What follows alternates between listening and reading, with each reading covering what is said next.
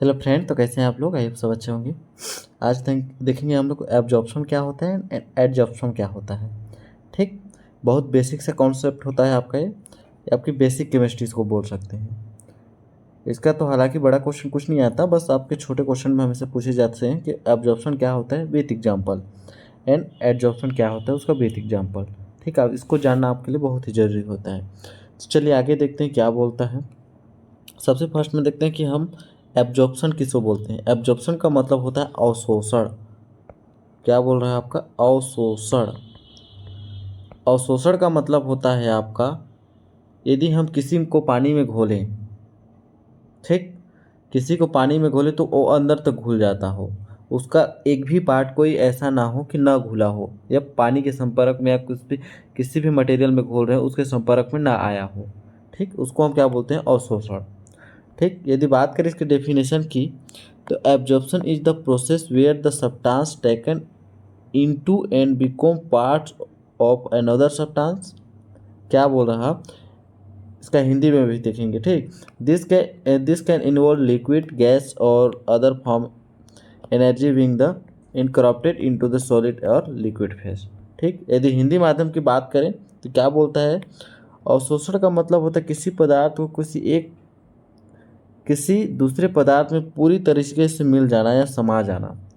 पूरी तरीके से मिल जाना या समा जाना यह प्रक्रिया है जिसमें एक पदार्थ जैसे कि गैस या तरल किसी दूसरे पदार्थ ठोस, तरल या गैस के अंदर प्रवेश करके उसमें समान या समान रूप से वितरित हो जाता है। जैसे सपोज कि जो हम सस्ता से एग्जांपल की बात करें तो जैसे आपकी कोई भी खाद्य फूड हो गया, ठीक, तो उसको आप पानी में भिगोते हैं। जैसे हो गया आपका चना हो गया, नॉर्मल से एग्जांपल, मटर भी हो गया। इसको आप यदि पहले तो ठोस फॉर्म में होगा, ठीक, ठोस फॉर्म में एकदम एकदम सॉलिड फॉर्म में होगा, उसको दबाने से भी नहीं दबेगा उस टाइम। यदि उसको आप किसी पानी में घोलते हैं, यानी घोलते नहीं है, पानी में भिगोते हैं, ठीक, पानी में उसको भिगोते हैं तो उसका अंदर का ऐसा कोई भी पार्ट ना होगा जो भीग कर उसका जो आकार होगा फूल ना जाएगा। ठीक, मतलब पूरी तरीके से उसमें पानी समाहित हो जाती है। तो उसको क्या बोल सकते हैं हम कि वह क्या होता है, वहाँ पर अवशोषण होता है। अधिशोषण का मतलब होता है, यदि एग्जाम्पल की बात करें इसके, include A sponge sacking of water. हाँ, बात करें हम कोई स्पंज की, स्पंज, स्पंज तो आपको पता होगा, ठीक, स्पंज जो बहुत सॉफ्ट तरीके से होता है। यदि हम उसको, या ब्रेड ले सकते हैं, ठीक, दूसरा एग्जांपल ब्रेड भी ले सकते हैं, स्पंज की तरह ही होता है ब्रेड। तो यदि आप स्पंज में इसको वाटर में घोलेंगे आप, तो क्या होगा, स्पंज के पूरे हिस्से में आपका पानी पहुंच जाएगा, पूरी तरीके से वो पानी में इन्वॉल्व हो सकता है उसमें। ब्रेड को भी आप क्या करते हैं, सुबह, अगर सुबह नहीं बोल सकते, चाय में भिगोते हैं तो उसके भी आल पार्ट में आपके ब्रेड घुल सकता है। तो ये क्या होता है, आपका अवशोषण होता है।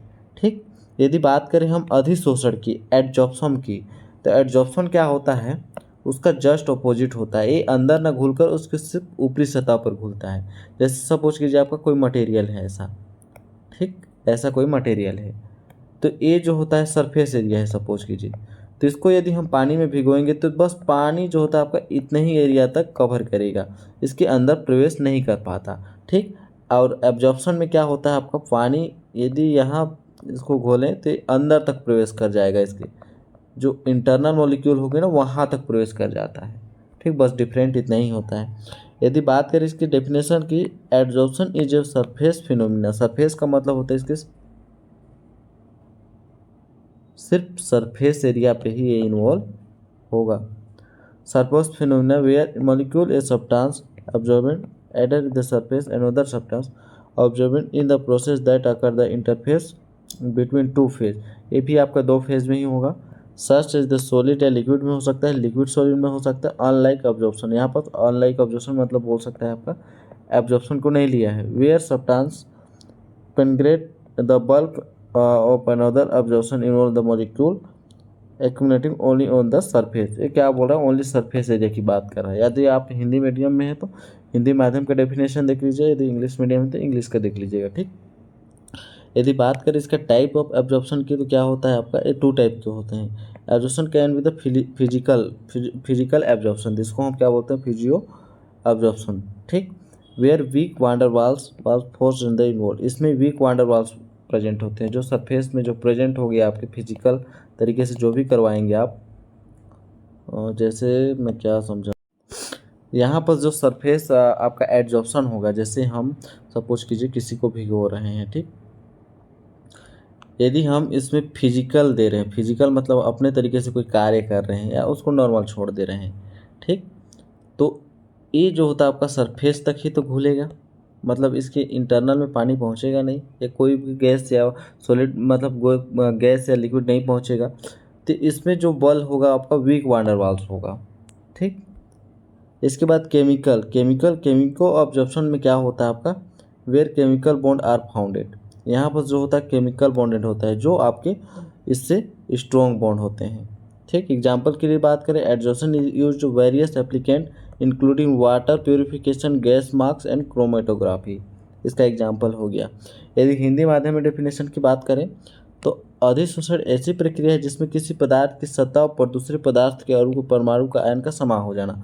उसके सतह पर, सतह मतलब होता है उसके सिर्फ ऊपरी हिस्से पर ही जो भी मॉलिक्यूल दूसरे पदार्थ डालेंगे वो दूसरे सतह पर ही जमा हो जाता है या आयन जमा हो जाते हैं।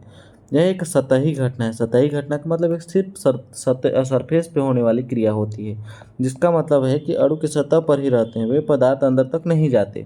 उदाहरण के लिए यदि आप किसी एक स्पंज को पानी में डालते हैं तो पानी स्पंज के अंदर चला जाता है। यह क्या होता है आपका अवशोषण होता है, जो हम फर्स्ट वाले में एग्जाम्पल देखे।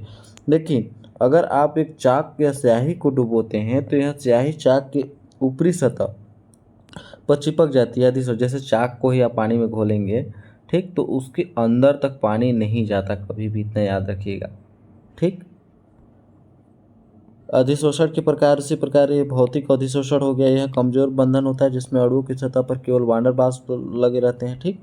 अब बात करें केमिकल एब्जॉर्प्शन की, एडजॉर्प्शन की, तो यह मजबूत बंधन होता है जिसमें अणु की सतह पर रासायनिक बंधों द्वारा जुड़े रहते हैं, ठीक। तो ये हो गया आपका absorption and adsorption. I hope आपको अच्छे से क्लियर आया होगा। मिलते हैं अगले नेक्स्ट वीडियो में, तब तक के लिए धन्यवाद।